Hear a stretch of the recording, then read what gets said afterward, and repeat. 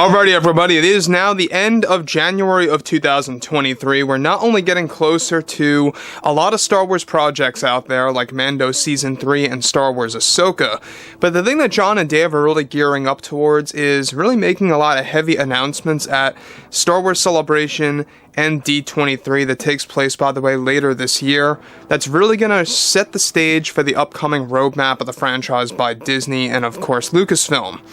This is Mike Zero. Subscribe if you're new and like this video to see future Star Wars updates. I'm also on Twitter at Mike01. I thank you all so very much for the great and kind support. Now, one thing about Disney and Lucasfilm is that they're trying to find avenues to really kind of balancing things out when it comes to Star Wars right now. So what they're trying to achieve is by dragging in both Star Wars Legends and how that's going to coexist with the already existing Disney canon. And a lot of this will be achieved in shows out there like Mando 3 and 4, Ahsoka, and a handful of other unannounced shows that will be in the coming months.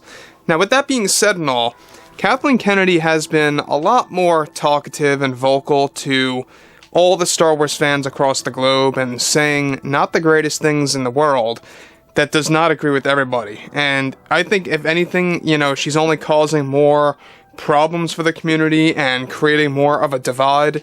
And Bob Iger really has to learn to keep Kathleen Kennedy from really getting involved and making such statements. Now, moving on to what Kathleen Kennedy had to say, alright? She always has to say something about her upcoming shows or about her views on the fandom or stuff around those lines, and that's exactly what is actually pretty much taking place here. Now, we already know that Kathy and Leslie are very hard at work on Acolyte and have been promoting that show. However, of course, certainly now Disney find themselves in a very important stage to turn things around for the franchise and for the community. Now, it's described, however, that Kathleen Kennedy recently said a terrible thing to the Star Wars community that will not agree with many. She recently went on to state the following to the fans: "When I look and examine the fan base that's been around for decades, ever since that we began to put out movies again, we have noticed that the fans tend to have a negative impact on the creators developing these stories for them. To me, it's the fans' fault when our products don't turn out to be as expected or as quality made to them, because they demand our writers and directors so much and put them under so much pressure that it causes them to lose focus. That is why myself and Leslie are not listening to the community at all with the Acolyte, and we are so excited to see how a show is going to perform that doesn't take in any fan requests." So let me just stop here for a second. Now, once again, she's blaming the fans about something so minuscule that probably isn't even really true. Now, what she's claiming is that it's the fans' fault for making the writers and the directors and just the Star Wars creators lose focus in the overall production of the shows and the movies that have been made before in the past. So basically what she's saying is that it was the fans' fault for how Kenobi and Boba Fett turned out, how the sequel trilogy movies turned out, and stuff like that. That's basically what she's saying, that the fans are having a negative impact on the creators' focus and storytelling techniques. And I don't really buy that one bit, because if you're a writer, if you're a director, whatever have you, especially with a big franchise like this, most certainly, in most cases, you know some boundaries to begin with.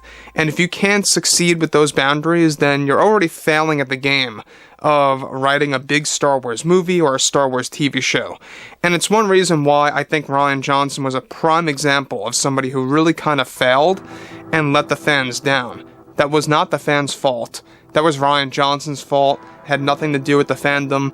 So Kathleen Kennedy trying to put pressure on the fans that it was the loud and opinionated fan base that led to the way things were with The Last Jedi or Kenobi and Boba Fett, stuff like that. Now, moving on, we already know that Kennedy is really kind of trying to cover her tracks. She's beginning to really kind of try to change her image.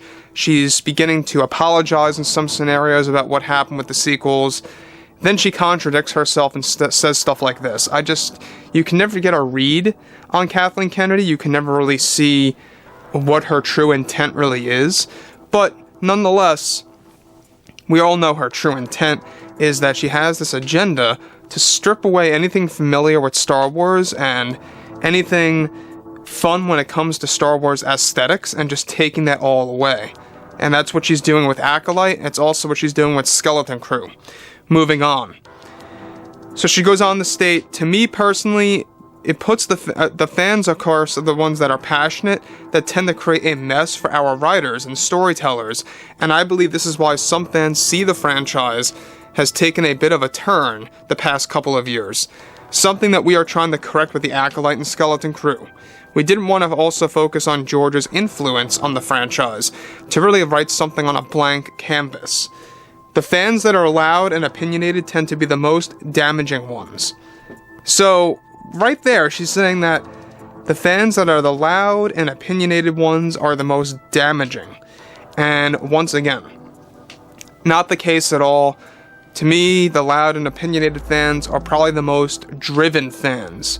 The fans that really know Star Wars, how it really works, where it really comes from, the philosophy of it all, stuff like that, right? So you have things like that, and Kathleen Kennedy just wants to keep putting the fans down time and time again. Now, we already know that John and Dave are on a mission to really succeeding with the Star Wars franchise. They're shifting away from anything related to Kathleen Kennedy. They're not involved in Skeleton Crew or Acolyte anymore for the most part. They were only there fixing a couple scenes, and they walked off both sets because of how toxic of an environment they both were. So keep that in mind as well. Now, the other thing that I think is very important about all of this is that Kathleen Kennedy is also really kind of hinting that Acolyte and Skeleton Crew is, well, at the end of the day, it's not going to respect fans at all. In fact, it's going to be two shows that are not even for the fans. It's going to be two shows that are going to be very heavy on retcons. It's going to be two shows that are going to be very heavy on creating new Star Wars fans that really never grew up with the franchise, never even watched anything related to Star Wars at all.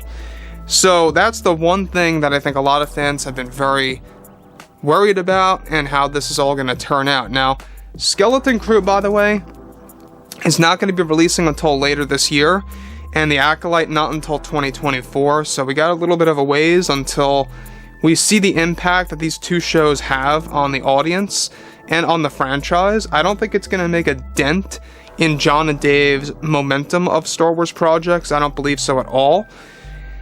But anyways, there's a lot of things, at play here.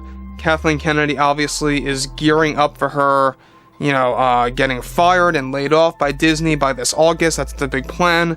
So anyways, guys, drop a comment below. Let me know what you guys have to say about all this below in the comments, and if you guys did enjoy the content for today, make sure to drop a thumbs up on this video to support the channel. I thank you all so very much for the kind support, and I'll catch you guys next time.